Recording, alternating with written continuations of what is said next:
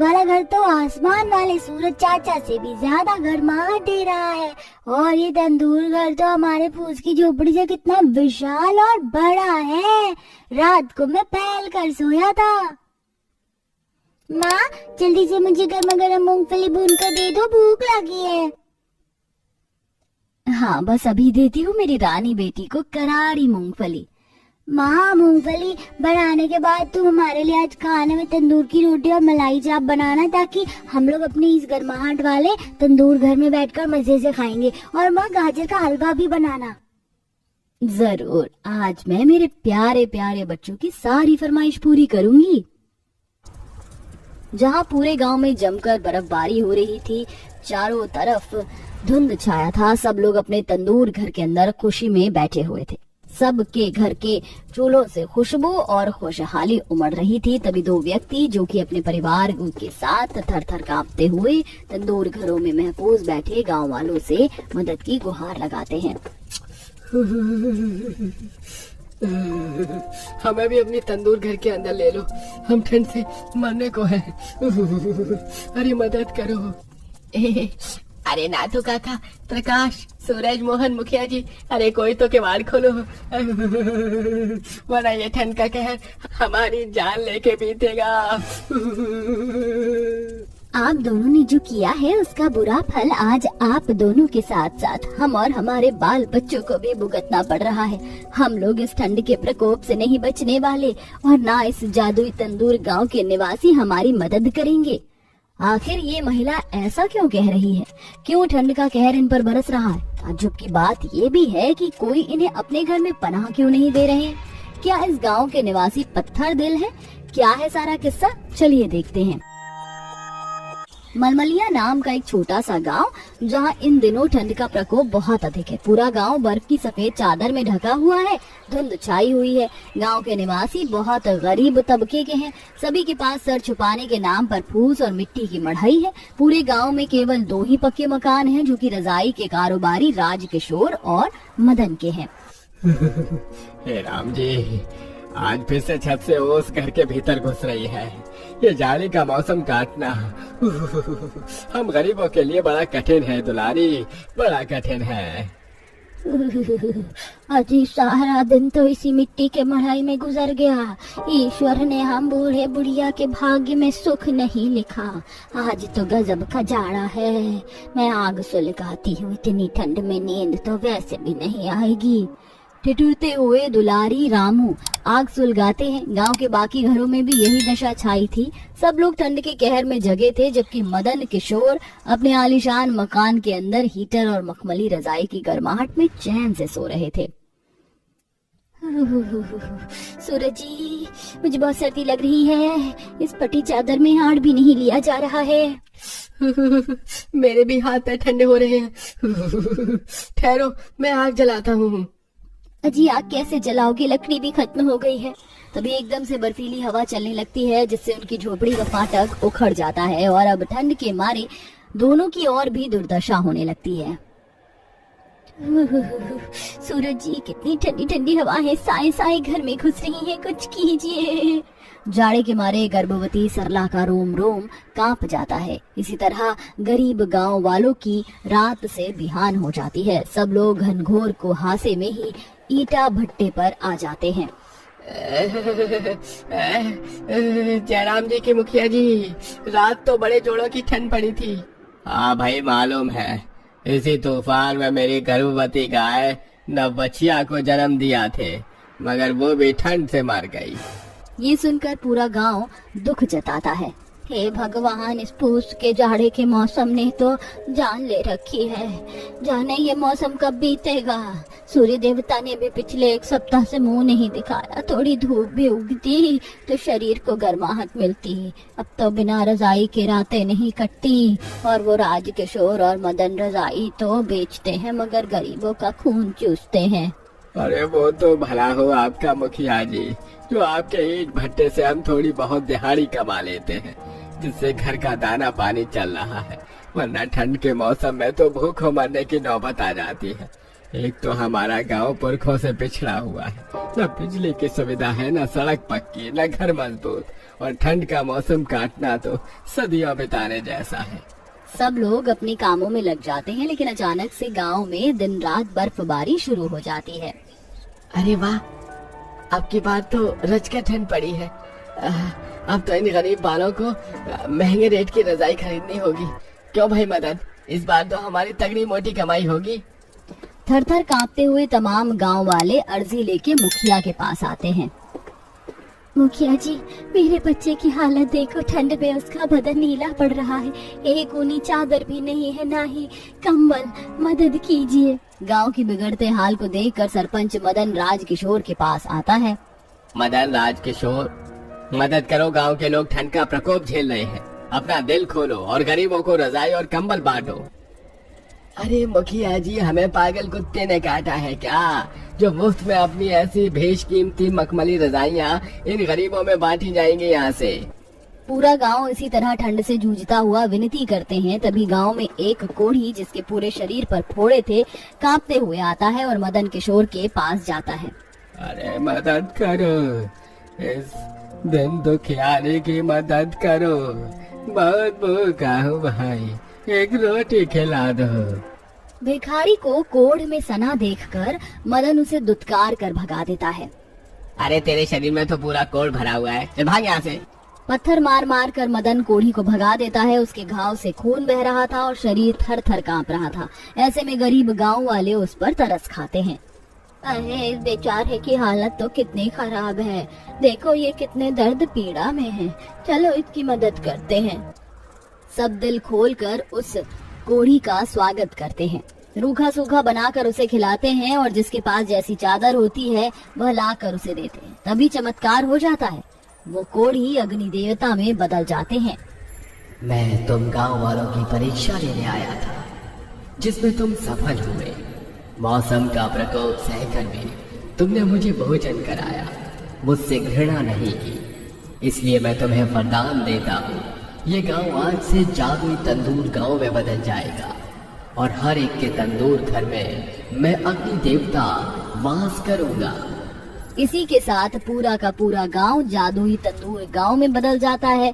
सबके फूस के घर विशाल बड़े तंदूरी आकार के घर बन जाते हैं। अरे ये तो चमत्कार हो गया, चलो सब लोग अपने अपने घर में चलो, अब हम लोगों को ठंड में अपने दिन और रात नहीं काटने पड़ेंगे। सब लोग खुशी खुशी तंदूरी घर के अंदर जाते हैं, जो कि किसी भट्टी जितनी गर्माहट थी। ओ तेरी, हमारा तंदूर घर तो कितना बड़ा है माँ, और यहाँ तो बिल्कुल भी ठंडक नहीं है। अब हम ठंड से नहीं कांपेंगे बल्कि आराम से सोएंगे। अपने बच्चों के चेहरे पर इस कदर खुशी देखकर मीठी की आंखों से आंसू छलक जाते हैं। हाँ बच्चों, अब हम अपनी तंदूर वाले घर में सुख चैन से रहेंगे और हमारा पूरा गांव के अग्नि देवता ने हमारे दुख कष्ट दूर कर दिए हैं। जैसे जैसे रात ढलती है, ठंडी हवाओं के बढ़ते तंदूर घर की लौ और तेज हो जाती है, मगर दूसरी तरफ लालची राज किशोर और मदन का पक्का मकान गिर जाता है और अब वह बर्फबारी में भटकने लगते हैं। उनकी परिस्थितियों को देखकर अंत में तंदूर गांव के मददगार स्वभाव रखने वाले निवासी उन पर तरस खाकर अपने घर में जगह देते हैं और सब खुशहाल से साथ साथ रहते हैं। पेड़ ससुराल में सौतन लाई सोने का दहेज। अरे तृप्ति बहू अब खड़े ही रहेगी, अलीशा बहू का गृह प्रवेश भी करेगी। सुमित डार्लिंग, मैं कब तक ऐसे पेड़ घर के बाहर खड़ी रहूंगी? मुझे आराम करना है और अपना सोने का लाया हुआ दहेज भी तो अपने पेड़ घर ससुराल में अच्छे से एडजस्ट करना है। कभी सपने में भी नहीं सोचा था कि एक दिन ऐसा आएगा कि अपने ही सौतन का गृह प्रवेश करूंगी। आखिरकार ऐसा क्या हुआ था कि जो एक पत्नी ही अपनी सौतन का गृह प्रवेश कर रही थी? पर क्यों अलीशा इतना सारा सोने का दहेज अपने इस पेड़ घर ससुराल में लेकर आई थी? आइए इस कहानी को जानने के लिए हम इस कहानी के कुछ बीते हुए भागों में चलते हैं। अरे नाश्ता तो करके जाइए, ऐसे खाली पेट काम पर नहीं जाना चाहिए। कितनी बार कहा है, मुझे पीछे से मत टोका करो, अपना ये नाश्ता अपने पास ही रखो। आप इस तरह गुस्सा क्यों कर रही हैं? सब ठीक तो है ना? माँ, मैंने आपसे कितनी विनती की है कि मुझे इससे शादी नहीं करनी, लेकिन आपने मेरी एक नहीं सुनी। अगर मैं अलीशा से शादी करता तो आज हमें इस पेट घर में नहीं रहना पड़ता। पता है, वो इतनी अमीर है, वो मुझसे शादी करती तो साथ में ढेर सारा सोने का दहेज लेकर आती, तो आज हम भी अमीरों वाली जिंदगी जी रहे होते।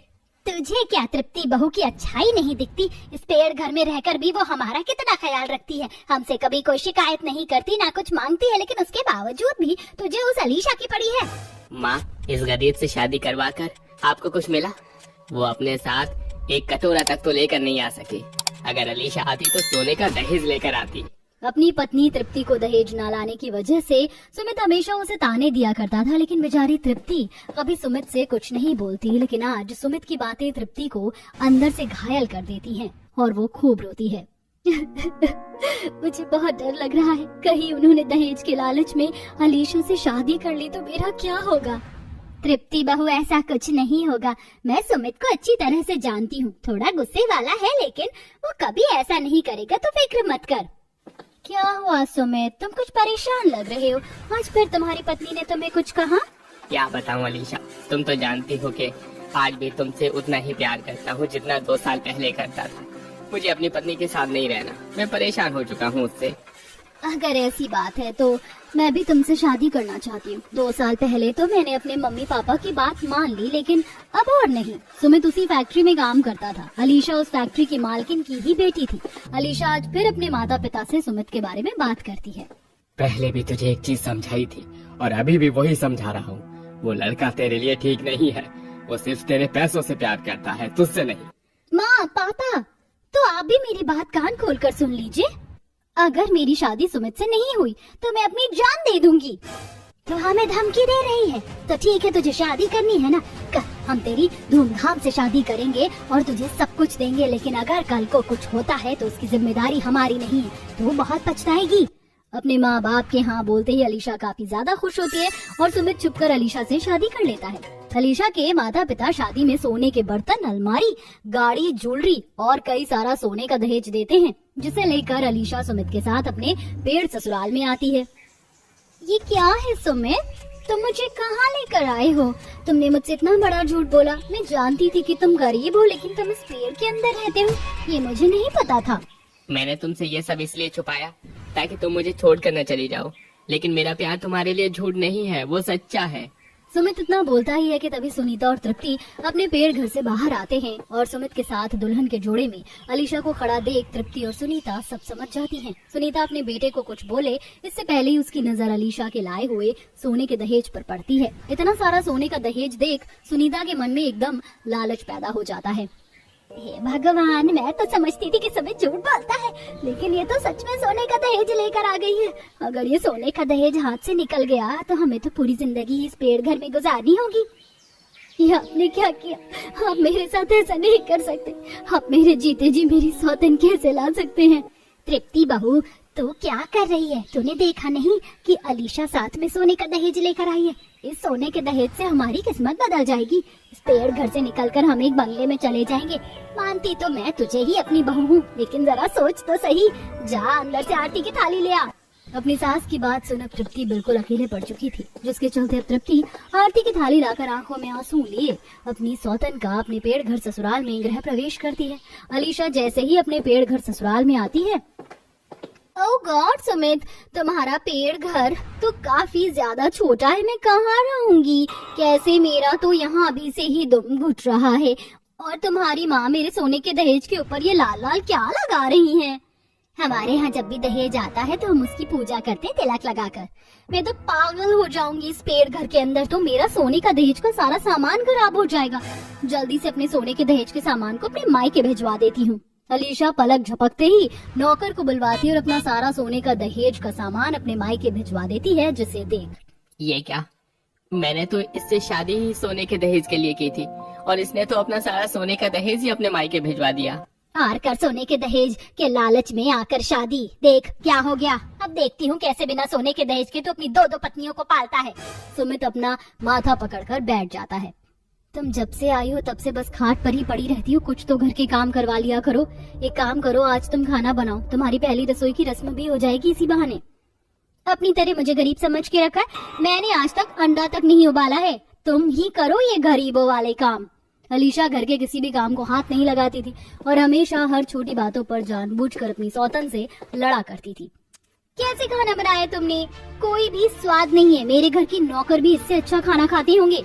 अलीशा खाने के प्लेट को उठाकर फेंक देती है। समय यूं ही गुजरता है। अलीशा हर रोज की तरह तैयार होकर बाहर चली जाती है। वहीं तृप्ति भी सब्जी लेने के लिए बाहर गई होती है कि तभी तृप्ति की नजर अलीशा पर पड़ती है। अलीशा बाजार में खड़ी होकर एक लड़के से बात कर रही होती है। मैं तो बहुत परेशान हूँ, प्लीज हेल्प मी। मैंने उससे शादी करके बहुत बड़ी गलती की। काश मैं तुम्हें कभी छोड़ती ही नहीं। फिक्र मत करो, मैं तुम्हें यहाँ से जल्दी ले जाऊंगा। अलीशा अपने एक्स बॉयफ्रेंड के साथ भागने का प्लान बना रही होती है, जिसे सुन तृप्ति शाम में सुमित के आते ही उसे सब बता देती है। सुमित ये झूठ कह रही है, मैं कभी ऐसा नहीं कर सकती। मैं सच कह रही हूँ, ये गिरी हुई लड़की आपको धोखा दे रही है। तृप्ति की बात सुन मोहित उसे थप्पड़ मार देता है। अगर आइंदा तुमने मेरी पत्नी के खिलाफ एक शब्द भी कहा तो मुंह तोड़ दूंगा। ऐसे ही समय गुजरता है और अलीशा हर रोज अपने बॉयफ्रेंड से मिलती है, जिसे देख अब तृप्ति अलीशा को पकड़वाने का एक प्लान बनाती है। ये तुम मुझे कहाँ लेकर जा रही हो? आप बस मेरे साथ चलिए। तृप्ति मोहित को उसी जगह ले जाती है जहां अलीशा रोज अपने बॉयफ्रेंड से मिला करती थी। अलीशा और उसके साथ एक लड़के को देख मोहित गुस्से में अलीशा के पास जाता है। इसका मतलब तृप्ति सच कह रही थी, तुम मुझे इतने समय से धोखा दे रही हो। आखिर क्यों किया तुमने मेरे साथ ऐसा? तुम तो मुझसे प्यार करती थी ना? हाँ करती थी, लेकिन अब मैं राज से प्यार करती हूँ और तुमने भी मुझसे शादी मुझसे प्यार करके नहीं बल्कि मेरे पैसों के लिए की थी। मैं तुम्हारी असलियत अच्छे से जानती हूँ। अब मुझे तुम्हारे साथ नहीं रहना। मैं जा रही हूँ राज के साथ। अलीशा पल भर में मोहित का साथ छोड़कर राज के साथ चली जाती है। वहीं तृप्ति भी अपनी पेड़ ससुराल घर के अंदर आती है और अपना सामान उठाकर अपने मायके जाने लगती है। देख लिया तूने अपने लालच का नतीजा। तेरी दूसरी पत्नी तो तुझे छोड़कर चली गई और पहली भी जा रही है। अभी भी वक्त है, रोक ले उसे। मोहित तृप्ति का पीछा करता है, उसका हाथ पकड़ते हुए कहता है, तृप्ति रुक जाओ। अगर तुम मेरी जिंदगी से चली गई तो मैं तो मर जाऊंगा। मैं जानता हूँ मेरी गलती माफी लायक नहीं है, लेकिन मुझे बस एक आखिरी मौका दो। अब मैं तुम्हें कभी दहेज को लेकर परेशान नहीं करूंगा और न ही ऐसी गलती करूंगा। तुम चाहो मुझे मार लो, सजा दे दो, लेकिन मुझे छोड़कर मत जाओ। मैं बहुत मेहनत करूंगा और तुम्हें सारी खुशियाँ दूंगा। आप ये कैसी बातें कर रही हैं? मैं सपने में भी ऐसा नहीं सोच सकती। मैं आपसे बहुत प्यार करती हूँ। मैं भी आपके बिना नहीं रह सकती।